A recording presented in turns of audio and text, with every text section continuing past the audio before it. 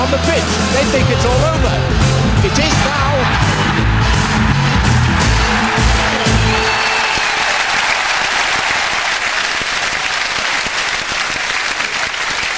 Hello and welcome to They Think It's All Over with Gary and Rory as a Sky Sports presenter, a daughter of golfing legend Bernard Gallacher, who grew up around her father's famous friends. Kenny Dalglish read her stories, Henry Cooper walked her to school, and Bruce Forsyth popped in on the way to the dry cleaners to pick up his hair. It's Kirsty Gallacher.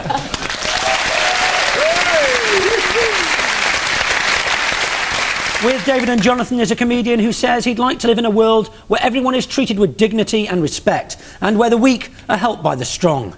Boy, I think you've come to the wrong place, Junior. It's Junior Simpson.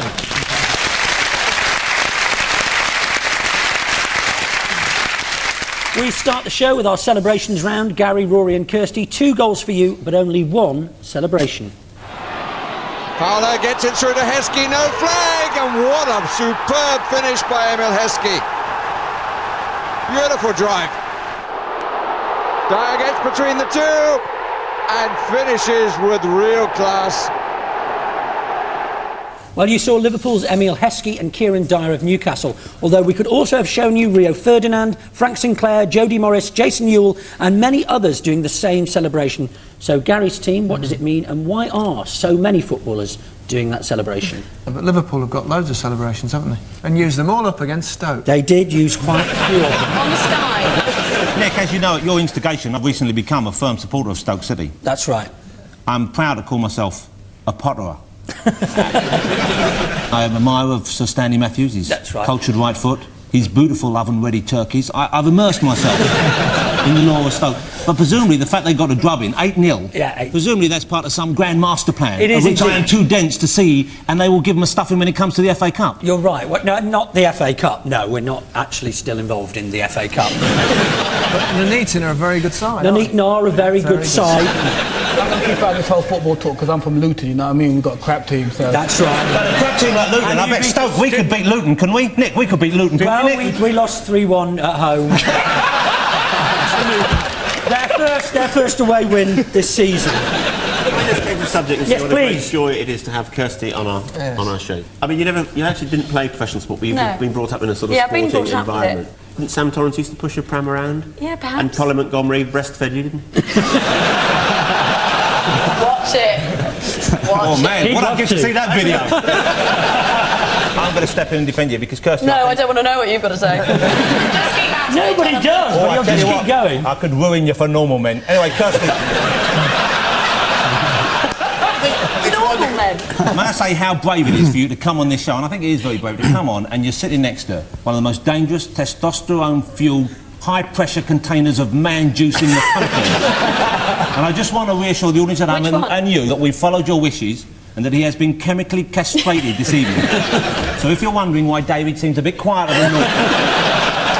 Come on. It looks like some mime is sort of DJ. Looks like a DJ, is it? Who's that arsehole on Radio 2 Saturday morning? Oh, sorry, Jonathan. Is it something? Isn't it to do with Iron Apper? Yes. DJ Spoonie in Iron Apper? Yes, I'll give you 3 points. I'll give you 3 points for that. It is all to do with the Radio 1 DJ Spoonie, and here is my main man, Spoonie, with the explanation. Last season, Jody Morris came on and explained the trombone celebration. This year, once again, we all went on holiday together. I'm DJing in the clubs, and when I look out across the dance floor, I'm seeing the guys doing this, imitating what I'm doing. So we decided at the end of the night, well, maybe that should be this year's celebration. So out with the trombone and in with the DJ, as like half of them are frustrated DJs anyway. What's there to be frustrated about being a DJ? You play records, that's all you do. You take the record out of the sleeve, you put it on, put the needle on, tick it, and it gone. Get a job.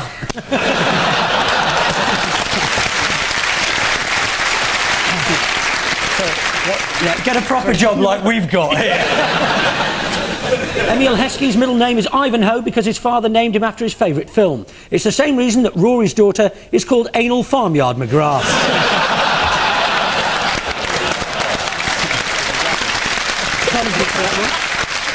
David, Jonathan and Junior, it's cricket for you, and Darren Gough completing the West Indies destruction earlier this year. And another one gone. The catch behind. Darren Gough on a victory run. So, why did he run in a circle like that? I was watching the programme last week, right, and you had to go at Sir Garfield Sobel. He started it? No, I rang my dad in Jamaica, right, that's how upset I was. And I go, Daddy, he had to go, where the hell I go at Sir Garfield Sobel? let that Gower man know when I see him, I'll go and box him head off his body. So be careful. Chocolate? Don't try and get around me, you know, you're still in trouble. Oh. Sure. David, prove to us you're down with the West Indian brother. Come on, do us a bit of a, say, mash it up, bumper clock. Go on. No. Don't say the last part. Just say, hey, boy, are you that? Go on, come on. Hey, boy, are you that? Come on, join your side. What does that mean? It's Welsh, David. Mash it up, mash it up. What does that mean? Huh? Hey boy, what does that mean? Hey, boy, are you that means that you're the one, pick it up, go on, scene, Rastafari, Selassie, wicked every time. Cha, are you that? Is correct for 3 points. Maybe. Was he laughing at the Stoke result? No. That's not going to get us points. No, he wasn't. No. Was it like the air on his air Nikes like went out or something? Are you going to puncture him one of his air Nikes? It's got to be a sort of tribute. A tribute to Courtney Walsh. That's why he's here. 3 points. We'll give it to him.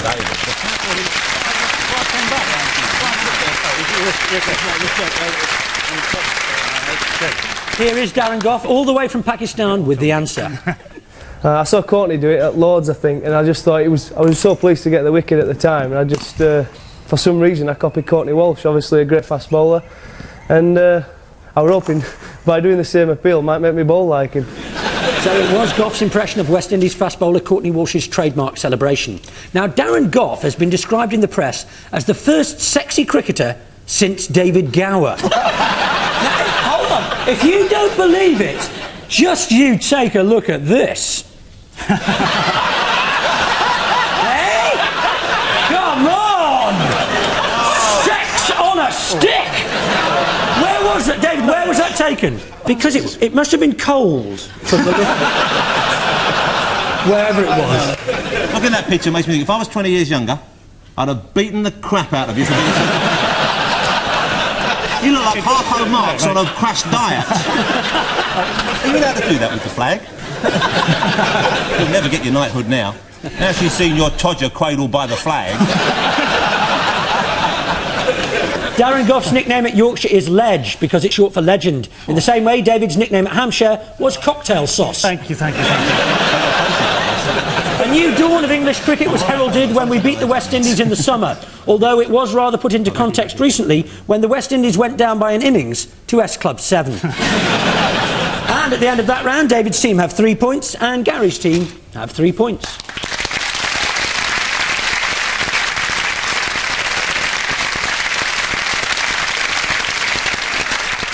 In our next round, we read out a couple of sporting quotes and ask who was responsible for them. Gary's team, here's yours. I wish people could live on the moon, so we could send all the crazy people there.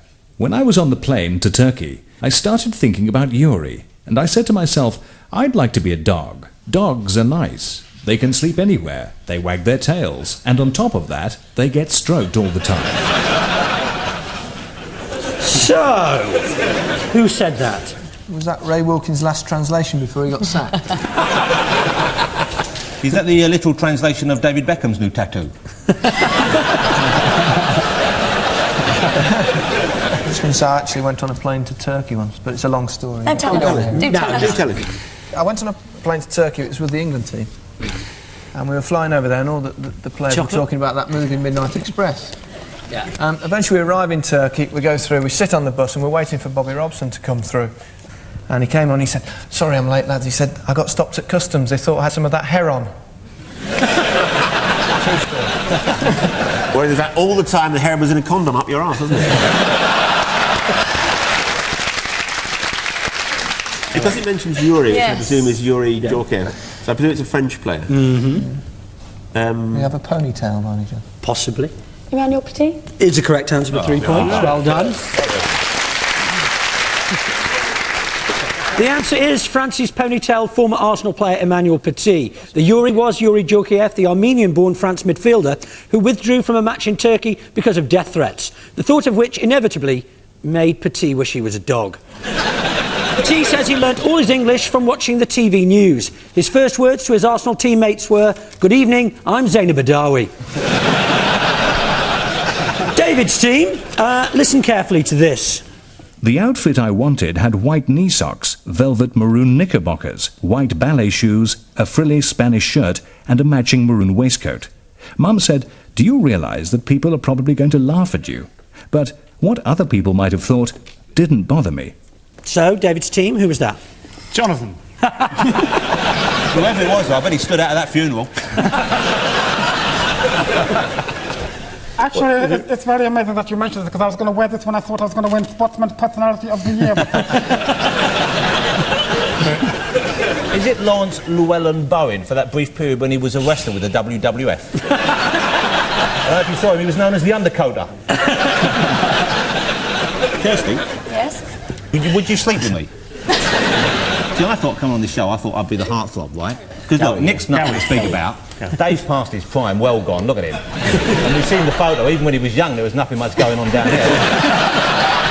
Rory's the big gay bear. So look, let's face it, let's be honest, I'm not saying anything you haven't thought already. It's between me and Gary. And I figure, given the choice of a well-dressed dandy and a jug-eared it would be a...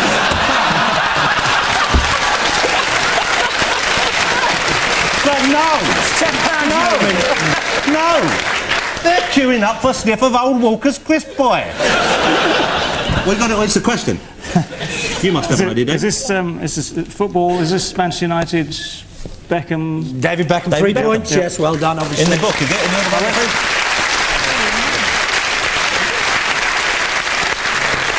Do you know, now the reason I actually picked up the Beckham autobiography on the flight back from Islamabad this morning.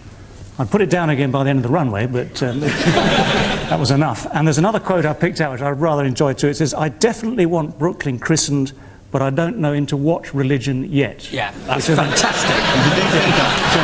He's a deep thinker. Yeah, who else could it have been but David Beckham? It describes a shopping trip with his mother when he was 7. Beckham was appointed England captain recently, although he said after the Italy game that he still had a lot to learn, like heads is the one with the face on it. Beckham announced last week that he's a quarter Jewish. Well, that must have been a tricky job for the circumciser. After David Beckham had the word Brooklyn tattooed on his back, Posh went out and had a tattooed on her back as well. It says, "Please use other side." And at the end of that round, David's team have 6 points and Gary's team have 6 points.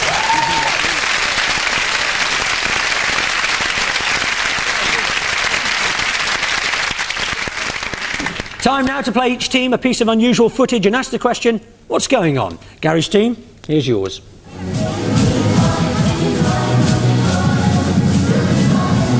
Dream team, Cologne.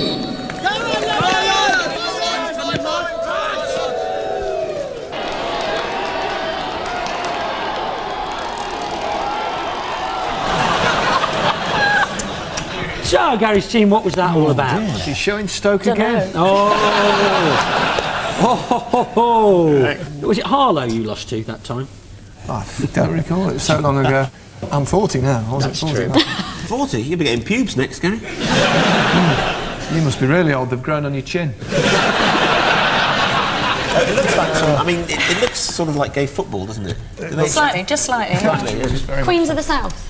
It's where they actually encourage tackle from behind. You could hear them singing, "Who ate all the quiche?" And they play God Save the Queen, whatever country's playing. Well, I think you should be ashamed of yourself. Just because a group of young, gay men choose to disport themselves on the football field, you use this as an excuse to unveil a group of dodgy, squalid, old, homophobic double entendres. Don't you realise that's my job on the show? Are you going to say something like they should play Michael Barrymore? He'd stiffen up the back four. I'll use it next week, though, if I'm honest. Use that on Film 2000, That'd be all right, wouldn't it? I think you need to spend a bit of time examining. And you, Gary, pay attention. Now you turn 40, maybe now's the time, it's never too late. Examine your own sexuality. Look at the feminine side of yourself. Consider the possibility that you are possibly homosexual. David's done it. Kirsty, you're wasting your time over there. Come over here, love. I'll ruin you for more than that. I think this is the Gay World Cup, which I think Argentina won by a controversial goal, now called the Fist of God.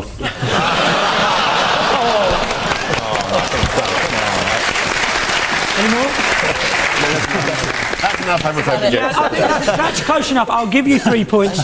That was the occasion this year when England finally beat Germany in the World Cup final, the Gay World Cup final to be precise. England won it 1-0. The Gay World Cup lasted a week. That's a day for the football and 6 for the opening ceremony. England have won both the Gay World Cups in 1995 and 2000. All we have to do now is win 2 Gay World Wars and we've got a song. Sadly, however, the tournament was marred by violent clashes on the terraces. One man wore a yellow top with pink trousers. David's team, you'll recognise Bristol Rovers, of course, but what else is going on? Roberts comes back on the right foot. Oh, and he finds the gap.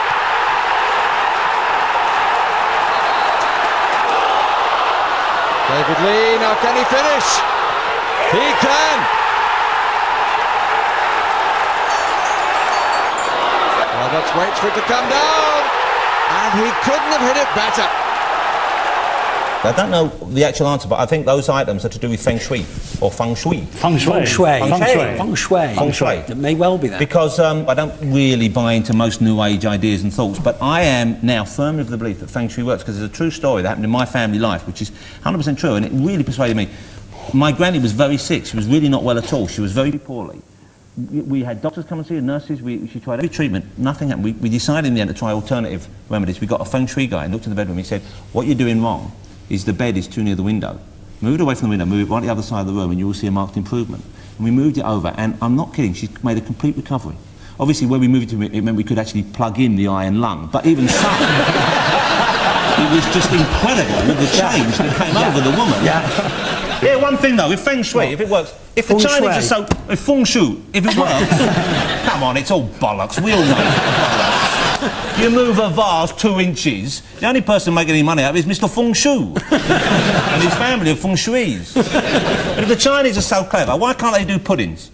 I'm telling you. You go in a restaurant, you get a lovely starter, you get main courses, you can't believe how good they are. What do you get in? 3 lychees from a can and a bit of banana with toffee on it. There's 50 billion of them, why can't they drum up a pastry chef? Is that your lot? It's feng shui. I hope it's our lot. We'll give you 3 points for that, indeed. Well done. Well done, Captain. Well, the answer is, in fact, that Bristol Rovers were tricked by 2 practical jokers claiming to be experts in feng shui. That's feng shui to you and me. They persuaded the club that promotion would be guaranteed if all their toilet seats were left up, plastic frogs and mobiles were pinned above their doorways, and there was a fishbowl placed behind the goal. Middlesbrough were also hoaxed in a similar way when they paid a fortune to a man calling himself Brian Robson, who claimed to be a competent football manager. Bristol Rovers aren't the only club who've been duped into allowing a charlatan into a position of power. The same fate has befallen Daily Mirror cartoon club Tolcaster Rovers. That's from the Daily Mirror cartoon.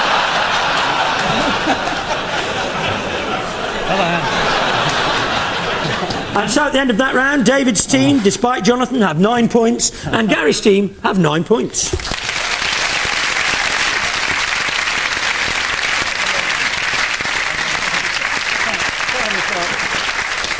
Time now for our regulars to grab hold of a sporting great as we play Feel the Sportsman. It's Gary and Rory first this week, if you'd like to take your positions, gentlemen. Wouldn't we just our luck to get 11 gay footballers now? You'll have to see what Santa brings. You have 90 seconds to work out who you're clutching. Can we have our first mystery guest, please?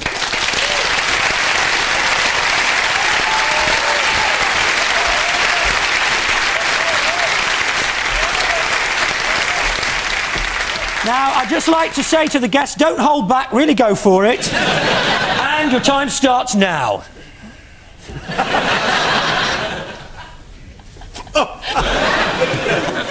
Heavily padded, a lot of protective gear. Is it Mrs. Boycott?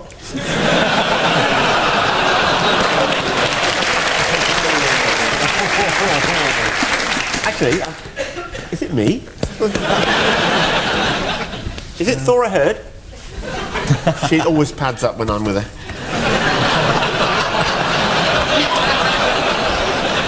Some sort of fighting thing. Yeah, what's it called? Origami, sushi, ikebana. Taekwondo. Taekwondo, it's Sarah Stevenson. Well done. The Taekwondo champion. Just name the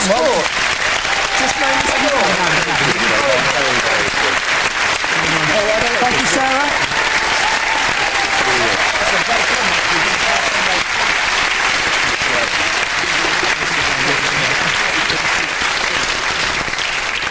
Okay.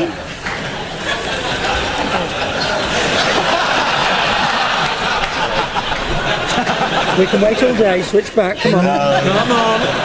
Nicely done, sir. Very subtle. You know, Kirsty, we always share a big bath after the show. It's just a silly tradition, you know. We don't even enjoy it, do we? Yeah, we don't enjoy it. And you know what? We never use soap. I mean, it's just a kind of... friction does the trick, I'm telling you.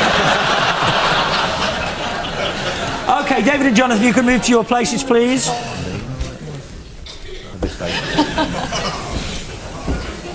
Blindfolds on.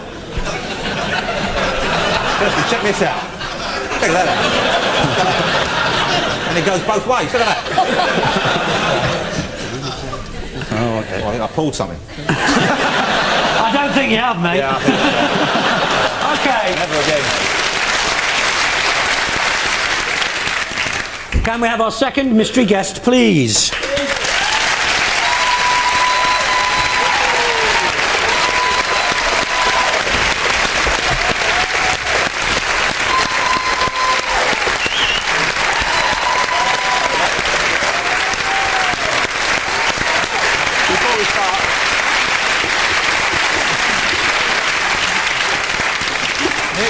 Yeah.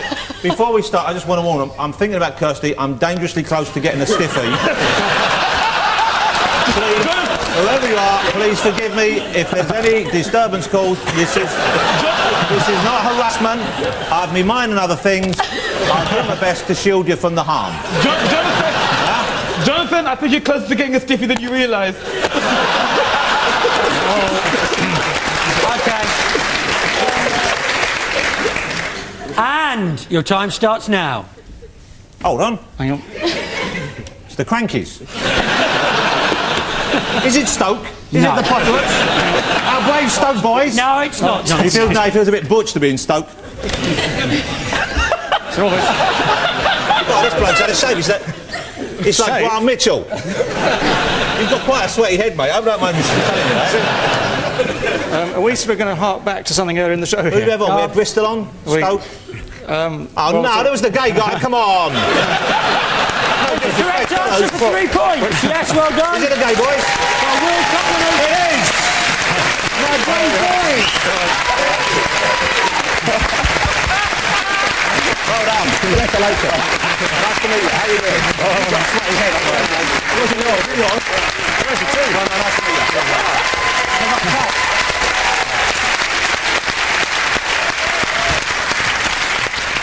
Oh, I tell you. So at the end of that round, David's team have 12 points and Gary's team have 12 points.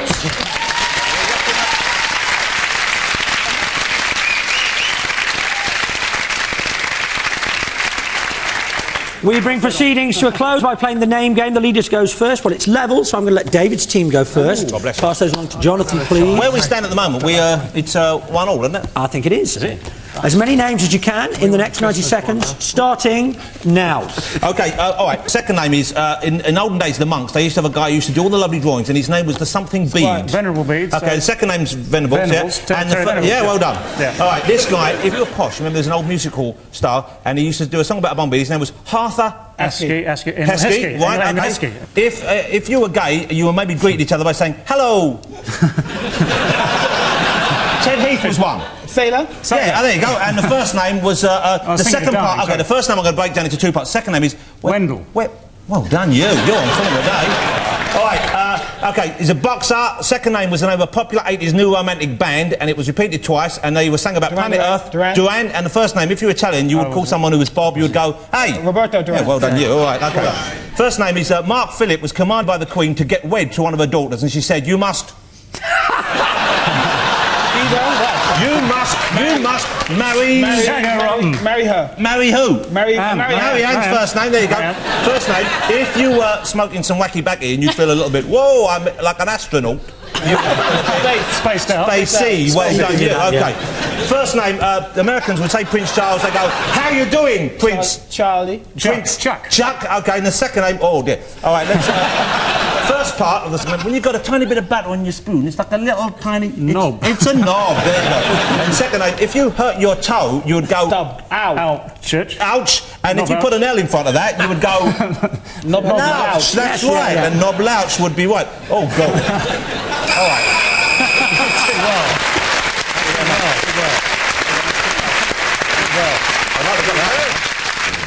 Seven will win it for you. Pass those on to Rory, please. And your time starts now. Small French. Long hair. Petit, Emmanuel Petit. Yeah, very good. Scottish golfer used to breastfeed you. Colin Montgomery. The proof!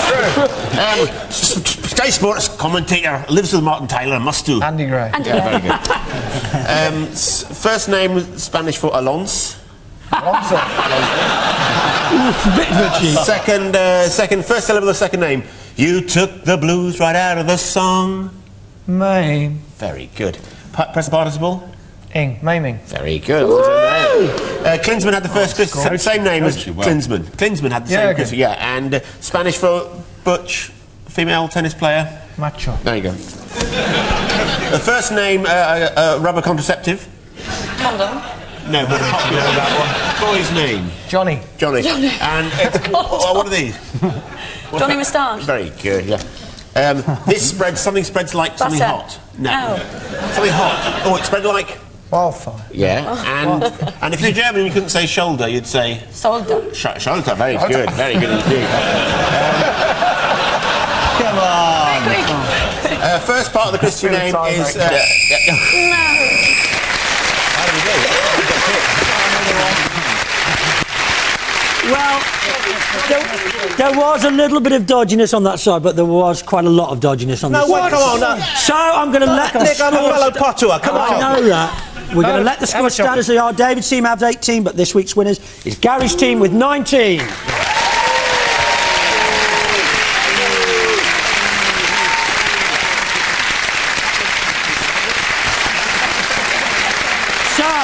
Our thanks to Gary, Rory and Kirsty, David, Jonathan and Junior. We're all off to the mosque for Brooklyn's christening. My name's Nick Hancock. They think it's all over. It is now.